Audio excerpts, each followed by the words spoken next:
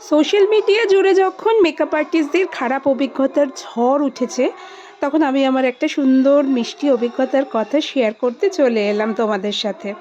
নমস্কার, আমি makeup artist বুলবুল। তো প্রথমেই শুনে নিই আমার ব্রাইডের কী রিকোয়ারমেন্ট ছিল। আমার হচ্ছে যে চোখটা একটু বড় হবে, আচ্ছা, টানা টানা হবে, আর আই শ্যাডোটা ওই গ্লিচ টাইপের হবে। আর বাকি কোনো রিকোয়ারমেন্ট নেই, বাকিটা তোমার উপর। ওকে, ঠিক আছে, চলো দেখা যাক কীরকম কী করা যায়। 7 ফেব্রুয়ারি আমার রিসেপশন ব্রাইড পূজাকে সাজাতে আমি আর আমার স্টুডেন্ট পৌঁছে গেছিলাম বেহালায়।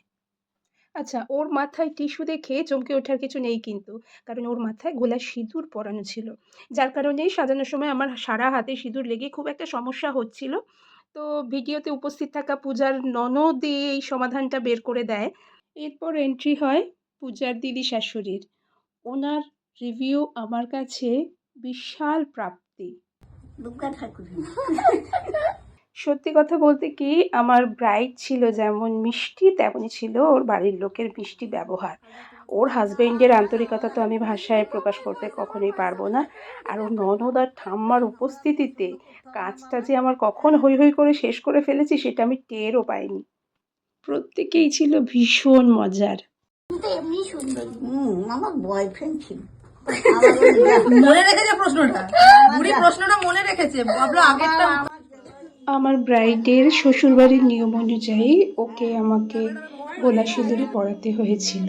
তোমরা জানিও ওর লুকটা কেমন হয়েছে, আর ওর হাজবেন্ডের একটা ছোট্ট রিভিউ রইলো তোমাদের জন্য। অনেস্ট রিভিউ দিচ্ছে, আমার খুব ভালো লেগেছে। আমার বেসিক্যালি নিড ছিল আই মেকআপটা, চোখগুলো যেন বড় বড় হয়, টানা টানা হয়, তো সেটা তো ফুলফিল হয়েছে। ওভারঅল পুরো লুকটাই আমার ভালো লেগেছে। যদি কোনো ব্রাইডাল বুকিং কেউ করতে চাও, অবভিয়াসলি দিদির সাথে কন্ট্যাক্ট করো। আমি অনেস্টলি বলছি, খুব ভালো হয়েছে। তোমাদের যে স্পেশাল ডেগুলো আছে সেগুলোর জন্য দিদির সাথে কন্ট্যাক্ট করতে পারো। Thank you. আমার নিজের মন ভরে গেছে, আশা করি বাদবাকি যারা আসবে সবারই ভালো লাগবে। Thank you. অনেক খারাপের মধ্যে একটা ছোট্ট মিষ্টি অভিজ্ঞতা শেয়ার করলাম তোমাদের সাথে। আবার কোনো একটি ভিডিওতে দেখা হবে। টাটা।